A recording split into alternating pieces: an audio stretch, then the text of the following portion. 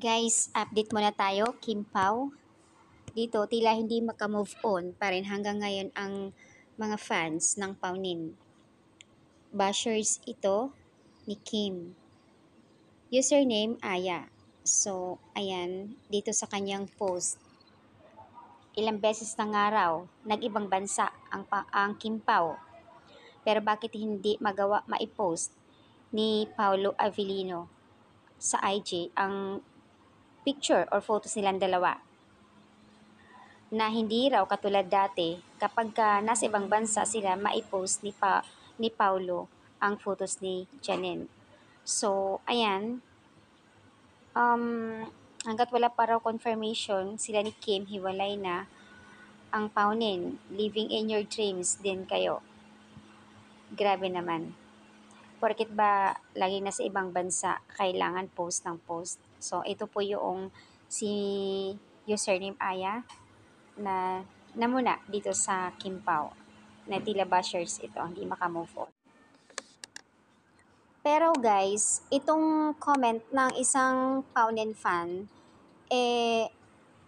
kanina lang or kahapon, samantala si Paulo nag-post sa kanyang IG 3 days ago na kung saan ay talagang tumatapang. Nandoon ang post na last photos silang dalawa ni Kimi. Kumbaga, June photos jump. So, yun po yung pinost ni Pao. Kaya nga nag-viral yung last photos kung saan silang dalawa ni Kim. In-game na nga, di ba? Siguro nga baka hindi nakita nitong username na Aya, kaya nag-post siya ng ganito. Kaya ayan, inulit na naman, repost ng ibang mga admin or mga fan ng Kim Pao na patunay na baka hindi alam ng username na itong si Aya na nakapost na itong si Pao.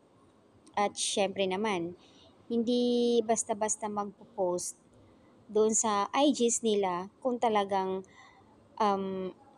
yung walang something. Maaring mag-post doon sila sa IG to promote lang sa kanilang work. Pero itong post ni Pao, 3 days ago, not related sa work yun, as in finish na. Kaya yung username na Aya at ibang mga fans ng Paunin move on na. Kasi in-game na, talagang may something na ang dalawa. Ngayon napatunayan mo na talagang bashers ka talaga kapag inggit, pikit.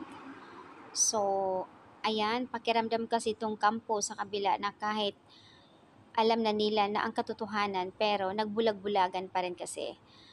So, yung iba, naniniwala na talaga, yung iba hindi pa rin makamove on.